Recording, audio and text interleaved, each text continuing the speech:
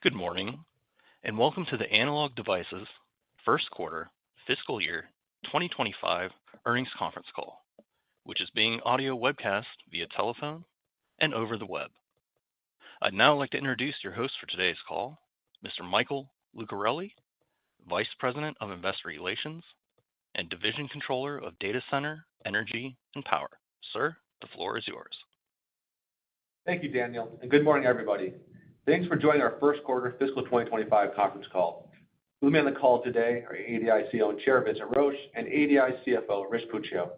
For anyone who missed the release, you can find it and related financial schedules at investor.analog.com. On to the disclosures.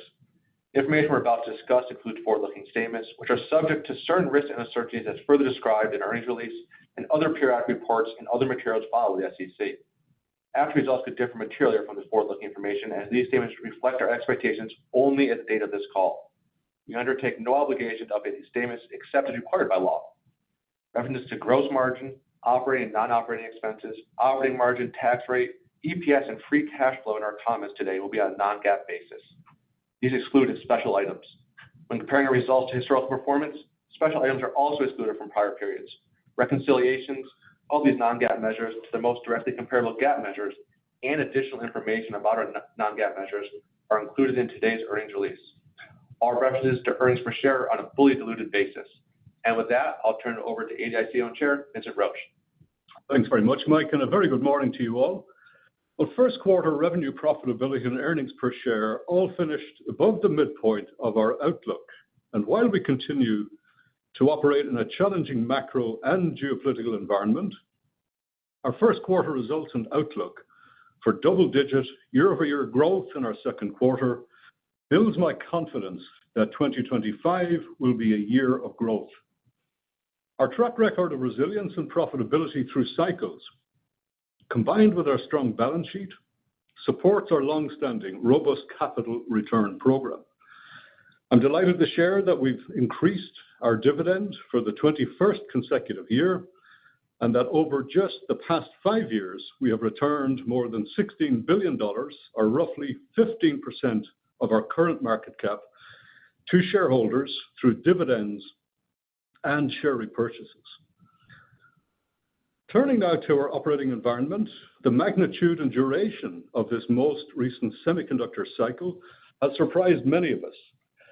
But we believe ADI has entered and is well positioned for sustained recovery.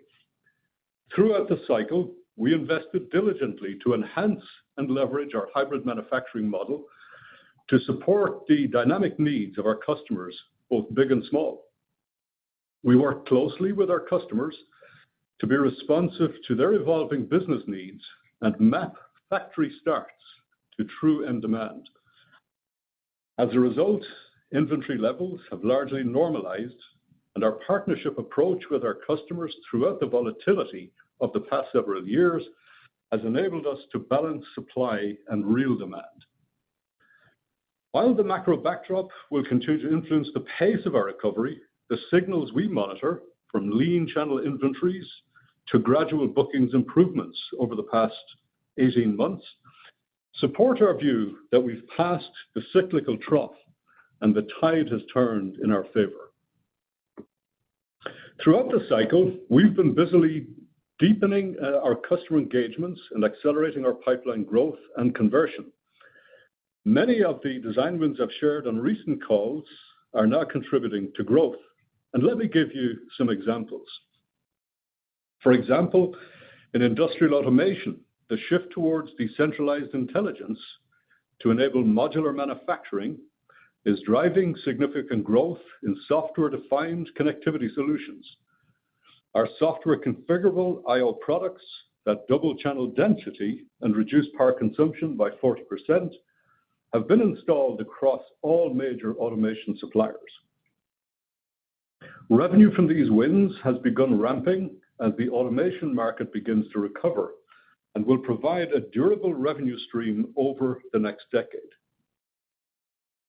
Within the growing surgical robotics segment, increasing levels of content from across our portfolio, and in particular, our high-precision solutions, are being deployed in next-generation surgical systems. And additionally, in healthcare, the growing interest in a data-driven approach to health and wellness is creating a convergence of the clinical and consumer markets and driving demand for higher performance vital signs monitoring in consumer wearables. Our suite of high-performance sensors, signal chains, and efficient power solutions, and wins at leaders in these markets position us for double-digit growth this year. Within the automatic test equipment market, the growth of AI has significantly increased our signal chain and power content, in some cases by up to 300% across memory test systems. Customers are leveraging our solutions to increase channel density and throughput while reducing power demands by up to 30% per system. In light of increased hyperscaler CapEx, we expect our 2025 memory and high-performance compute test revenue to achieve strong growth. In our broad aerospace and defense portfolio, our modules, which support ASPs often into the hundreds of thousands of dollars, are expected to lead double-digit growth in this industrial subsector in 2025. In addition, we're anticipating growth this year from newer design wins in RF and power in the military and commercial satellite sectors. In automotive, the convergence of trends ranging from autonomy to electrification to immersive in-cabin experiences continue to drive robust demand for many of our solutions. For example, our GMSL portfolio is outpacing the growth of advanced driver assistance systems and is positioned to reach yet another record-breaking year in 2025. Since acquiring this video connectivity technology in 2021, our revenue has nearly tripled. We're also anticipating continued record-setting revenue from our A2B and functionally safe power franchises, which share similar growth trajectories. Lastly, in electric vehicles, BMS is poised to return to growth in 2025 after a challenging prior year. Part of this growth is coming from our higher content wireless solution wins, with key OEMs ramping in America and Europe. In communications, our growth is predominantly being driven by robust CapEx investments to support AI infrastructure buildouts. Our high-precision electro-optical controller is now shipping in a 1.6 terabit optical module for AI systems based on industry-leading GPUs. On the power side of the data center, we're delivering high-voltage power path protection systems, which are on a strong growth trajectory, and we'll begin shipping our vertical power solutions later in this year. Finally, in consumer, design wins secured in recent years at multiple customers across numerous applications, including premium handsets, hearables, wearables, and gaming systems, began to drive robust diversified growth in the second half of fiscal 24. With even more content in upcoming launches, we expect a strong year ahead and beyond in consumer. Collectively, we anticipate these combined cyclical and idiosyncratic trends to return us to a solid growth path this year. So in closing, the relatively favorable position in which we find ourselves, coming out of one of the worst downturns the industry has ever experienced, is not by chance, but rather a reflection of our fiscal and operational discipline, commitment to the success of our customers, and our investments for the long term. And while I'm excited about our prospects for 2025, I'm even more excited about the longer-term opportunities across numerous concurrent secular growth areas, including automation, digital healthcare, electrification, automotive data center, and many, many more. A common request from our customers across our many diversified applications is that we help them tame the increasing complexity by bringing more complete solutions to them, a reflection of our robust technology stack and stellar customer reputation.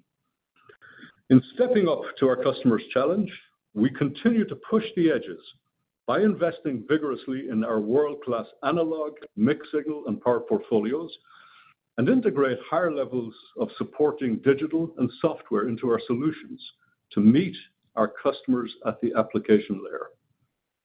And so with that, I'd like to pass the call over to Rich. Thank you, Vince, and let me add my welcome to our first quarter earnings call. First quarter revenue of $2.42 billion came in above the midpoint of our outlook for a 1% sequential decrease and a 4% decline year over year.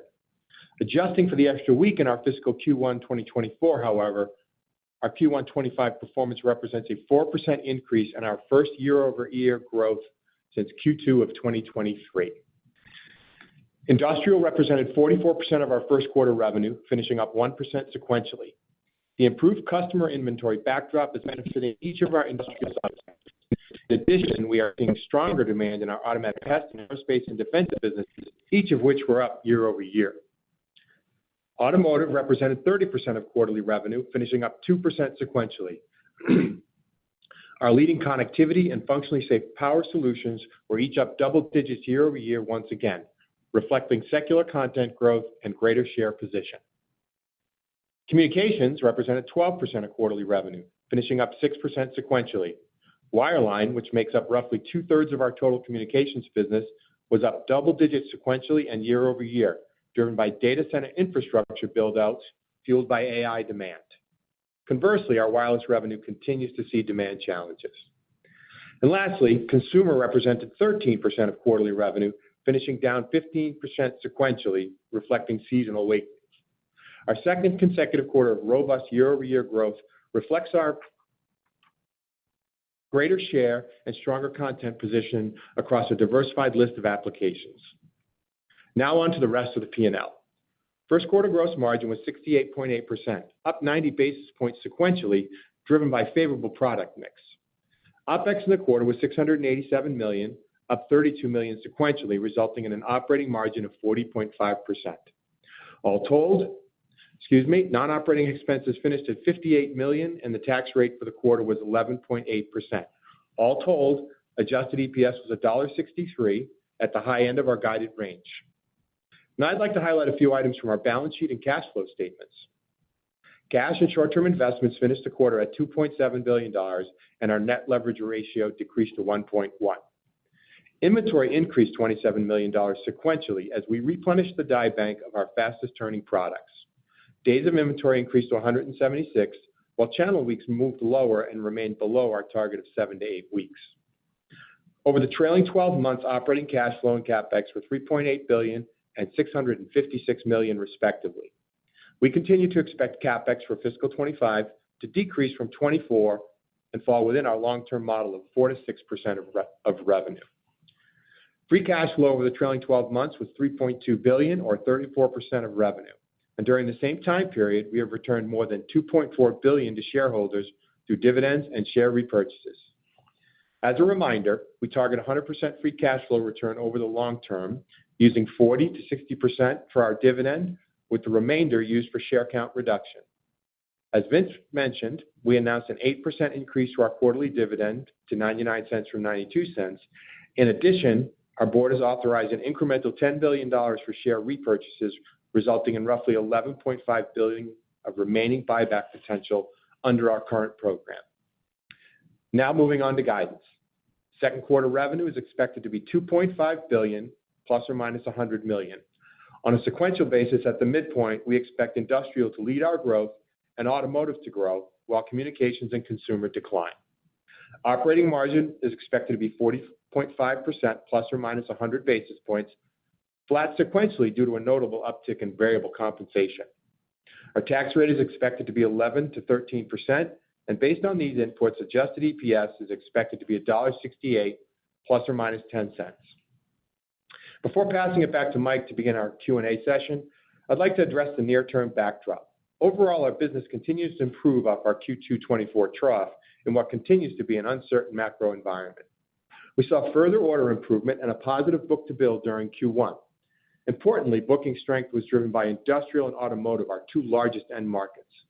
Given this trend and the exciting product cycles Vince described, I'm confident we will return to long-term model growth in 2025 and believe we are well positioned to capture additional upside should macro conditions improve. Over to you, Mike. Thanks, Rich. Let's get to the Q&A session. We ask that you limit yourself to one question in order to allow for additional participants on the call this morning. If you have a follow-up question, please re-queue, and we'll take your question if time allows. With that, we have our first question, please. For those participating by telephone dial-in, if you have a question, please press star 11 on your phone to enter the queue. If your question has been answered and you wish to be removed from the queue, please press star 11 again. If you're listening on a speakerphone, please pick up the handset when asking your question. We'll pause for just a moment to compile the Q&A roster.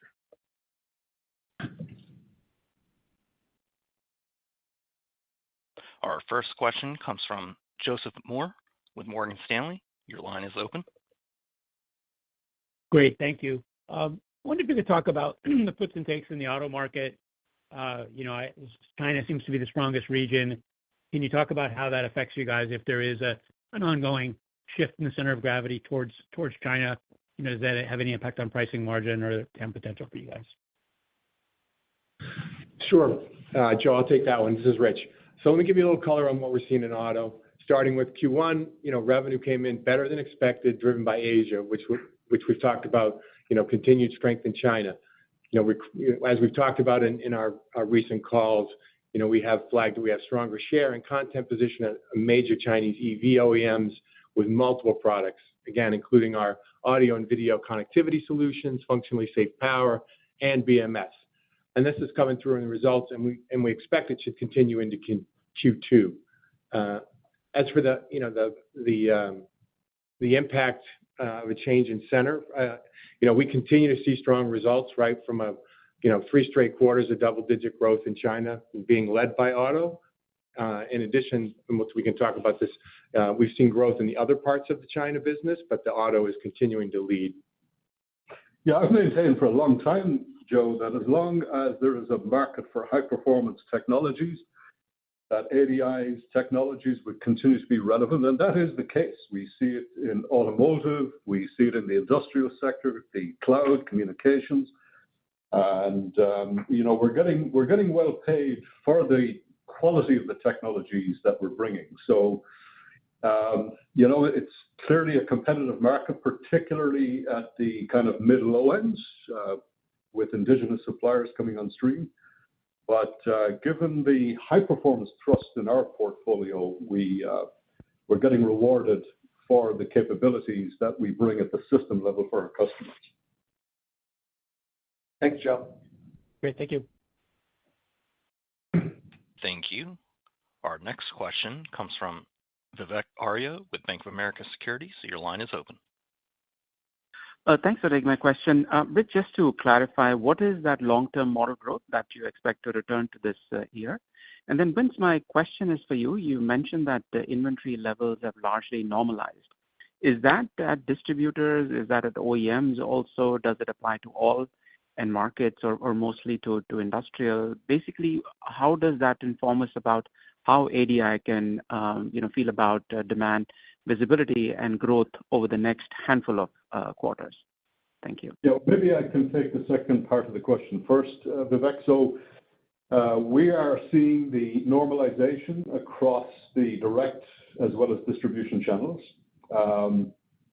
And in pretty much every part of our business, including we were very, very encouraged by the recovery in industrial bookings.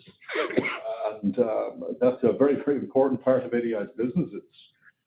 At its peak, it was a little over 50% of the total ADI revenue stream. So we monitor also, by the way, customer inventories, our top customers. So we see normalization across segments, across customers, both big and small. We've also, by the way, kind of a bellwether for the general base of customers, outside of the top few hundred would be our mass market or a broad market. We've also started to see recovery there. Yeah, and then, Vivek, when I talk about the long-term model, I'm talking about the published range of 7 to 10%, although I think as we've talked about, as the macros turn, I think there's opportunity for us to capture even more growth than that. I think in your one-part, three-part question, Vivek, you talked about what do we think from here on kind of growth the back half of this year. I think what you mean by that is how do we think about seasonality as you get to 3Q and 4Q? Again, this is not guidance for 3Q, but I'll give you kind of what we see as trends typically over the last 10 years for our third quarter. In our third quarter, industrial, auto, and comms are usually flat, plus or minus a little, depending on where you're on the cycle. Given what Vince was saying about industry normalizing, new wins coming on, I think those markets should be flat to up. So I think on the higher end of what normal seasonality is for those businesses. On the consumer side, you typically start your holiday build, which means you start growing 5-10% in 3Q. Now, there's obviously a lot of macro cross currents, really a cocktail of uncertainty out there on the macro side, which could mute second half. So we'll update you in 90 days what we really think about 3Q. Go to our next question, please. Thank you. Our next question comes from Tore Svanberg with Stifel. Your line is open. Yes, thank you. I had a question for you, Vince. ADI has a pretty unique position because of your hybrid manufacturing model. And I was just wondering, given all the political turmoil, the geopolitical turmoil that's going on right now, how are you thinking strategically about, that hybrid model? Because obviously, you're working with a very important partner in Asia, but then obviously also do some of your own internal manufacturing. So, yeah, how are you thinking about how this is going to play out over the next few years? Yeah, thanks, Tori. Well, I think in times of great turbulence, diversity is a great benefit. Diversity of markets, diversity of products, diversity of customers and geographies. So I think, I feel good in terms of our ability with that diversity to solve two problems, essentially. One is diversity gives us optionality, but it also gives us resiliency. And, by the kind of end of 26 and the early 27, we will have secured at least dual sourcing for the entire product chain of ADI. So about 95% of the products, will have at least dual sources. We've obviously desensitized geographic centricity over the last few years. We've invested in our fabs internally in America, in Europe.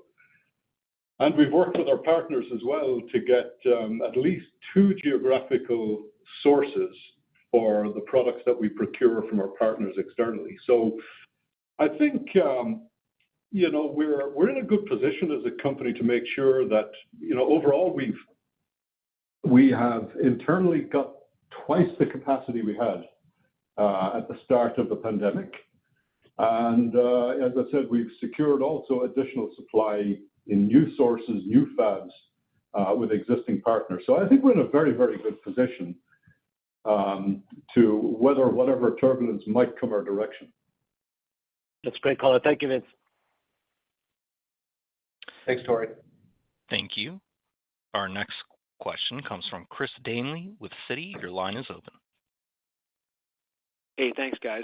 I guess just to dig into the industrial strength, can you just talk about where that's coming from? Is this mostly inventory replenishment? Is it mostly improved demand? Is it both? And then, how did bookings trend during the quarter? Was the linearity pretty steady, or was there a spike, or just a little more color there would be great. Thanks. Sure, Chris. I'll jump in on that. So on the industrial, if we take a step back, we've grown this business now sequentially for 3 straight quarters, off of what we said was our trough in Q2. And then as for Q2, we actually expect industrial to be the fastest growing market. So we feel pretty good that our recovery is taking shape and really could accelerate if the macro improve. For Q1 specifically, and we've talked about this in a couple of quarters, we saw continued strength in ADEF and in the automatic test equipment. And then what we started to see from a positive perspective is stabilization across automation, healthcare, and energy, which I think has been important. And then in Q1, one of the things that we've talked a bunch about on prior calls is watching for the pickup in the broad market. And we started to see some of that. In fact, the pickup in the broad market drove much of the upside relative to our initial expectations, which gives us confidence to begin shipping in line with end demand. So if you think about, we've talked about in prior calls that, we took a significant amount of inventory out of the channel during 2024, about $300 million. Most of that impacted the industrial market. So as we look at our growth trajectory, shipping more to sell through into the channel will be a tailwind for industrial as well. Yeah, as you know, the industrial sector is largely served through the distribution channel. So, with leanness there, demand recovering, I think both of those two concurrent streams are tailwinds for the company. Yeah, on the booking side, bookings have improved industrial in 1Q versus 4Q, pretty much across all the areas, with the biggest strength obviously in AT and ADAS, as we talked about. And we think industrial will be our fastest growth market in 2Q, and that's supported by the bookings. Thanks, Chris. Thank you. Our next question comes from Joshua Buchalter with TD Cowen. Your line is open. Hey, guys. Thank you for taking my question. I wanted to follow up on the previous one. I think you mentioned the prepared remarks, inventory levels in the channel moved down, and I think they entered the quarter already below your 7 to 8 weeks target. Does either the April quarter guidance or the fiscal 2025 initial outlook of being in your target range include any sort of channel refill? And I guess, what signals do you guys need to see before you would want to more clearly get back into that 7 to 8 week range? Thank you. Yeah, so go ahead, Rick. The current guide for Q2 has us shipping to sell through, so not adding into the channel. And I'll tell you, for me, for the benchmark, and we talk to our distribution partners pretty regularly, is if we're fulfilling customer requirements and we're not getting any escalations, we're feeling pretty comfortable right now operating below the 7 to 8 weeks we've had historically. To balance that out, we're carrying a bit more inventory on our own books, which gives us some flexibility, particularly given the amount of the inventory we're carrying in die bank, which allows us to be quicker to respond. So near to medium term, I don't expect that we would be adding back to the channel, but we certainly do not want to go any lower. Yeah, I think just to add a bit of color to what Richard said as well, the centralization of inventory management, I think, has served our customers very well, customers of all sizes, over the past, what is essentially now 5 years of the old cycle. So we'll continue doing that, and that will be a critical guide as we think about how we modulate, channel inventories over time. Very helpful, caller. Thank you, and congrats on the results in the cocktail of uncertainty. Thank you. Thank you. Our next question comes from Christopher Rolland with Susquehanna. Your line is open. Hey, guys. Thank you for the question.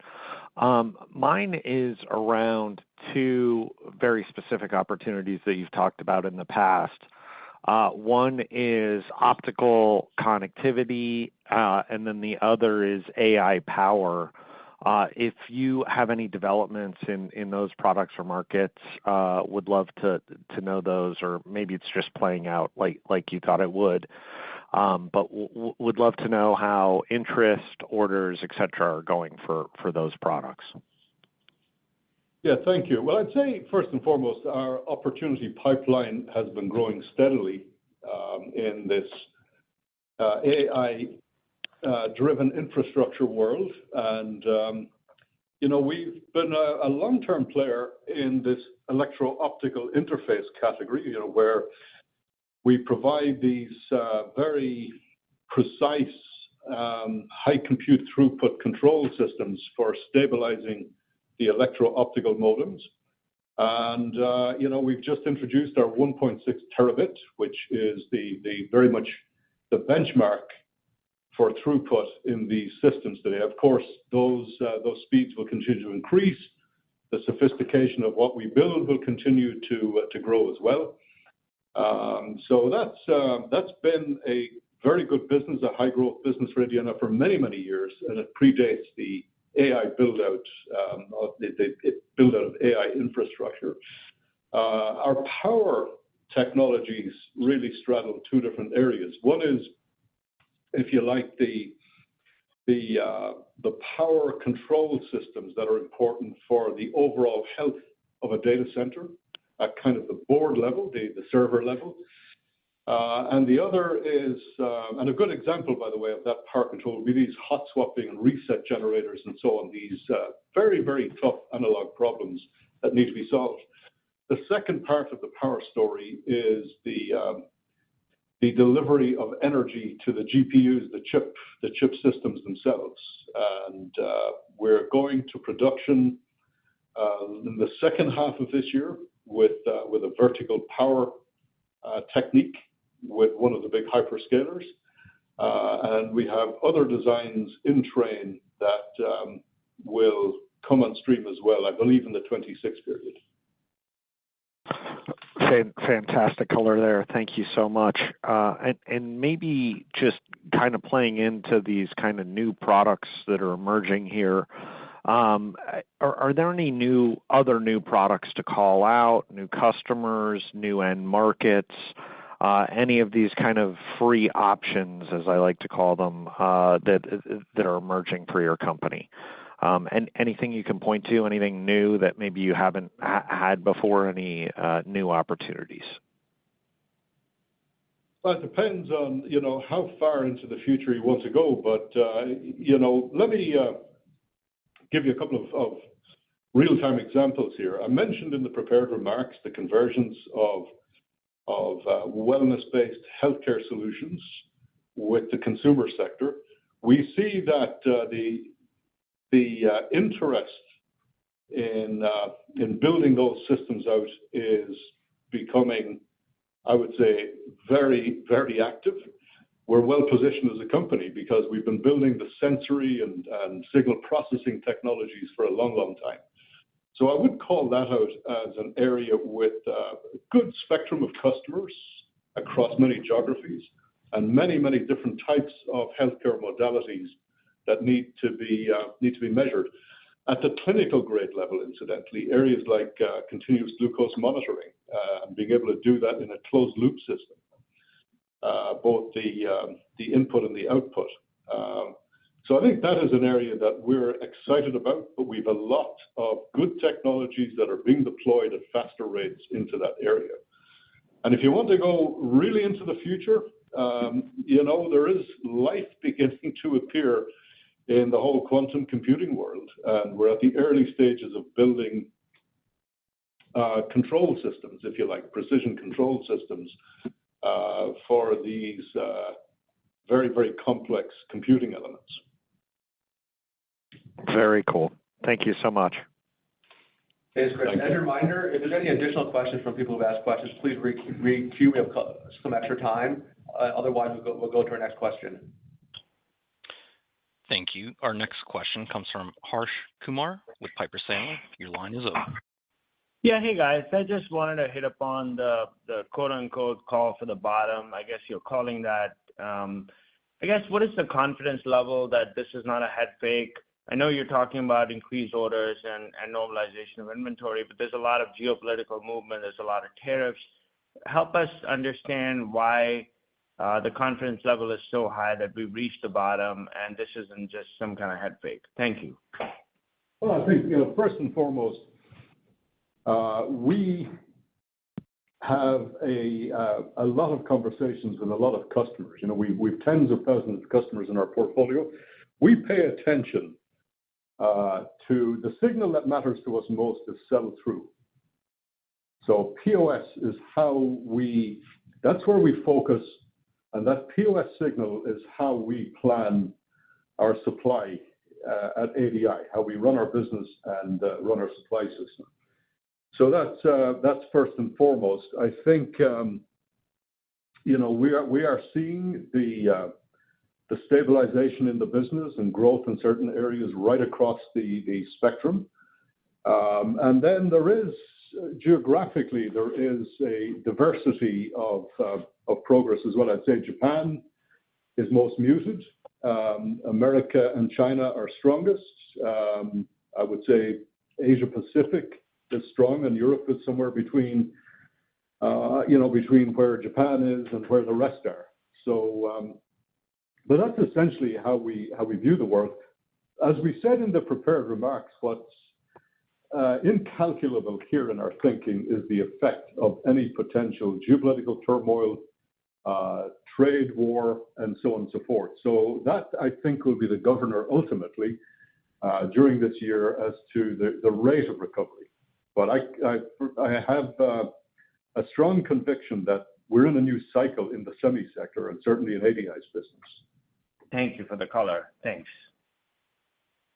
Thanks, Harsh. I'm going to go to our last question, please. Thank you. Our next question comes from Tore Svanberg with Stifel. Your line is open. Yeah, I just had a follow-up on the, conviction in growth there. Typically when we go through these cycles, I think customers, they sort of hold off buying new products until sort of the older products have cleared out. And I'm just wondering if there's some of that going on. I mean, I guess that really relates to your design win conversion rate. So, any comments you can make on that conversion rate really starting to play out would be really helpful. Thank you. Yeah, well, for example, Tore, the strength we're seeing in ATE markets, in the automotive market, for example, in areas like, new data center modalities, those areas are largely driven by a lot of new products. So I would say there's 3 examples of where new products are making a huge difference. In fact, they're also, with each new generation, we're capturing more ASP. So, we've often shared with you our famous vintage chart, which shows the age of the portfolio. We measure very, very carefully within that vintage chart the contribution of newer products within a 3 and 10-year period as to what's going on. But I can tell you the conversion rate, the introduction of new parts, and the capturing of opportunity with new parts is strong. New products and new solutions. Obviously, we've got also a very strong franchise. Our legacy products tend to get pulled by these new anchor products that we're building.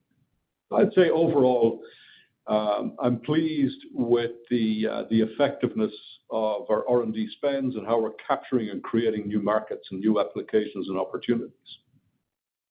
Very helpful. Thank you. Thanks, Tore. And allow me to have one more question from Joe Moore, I believe.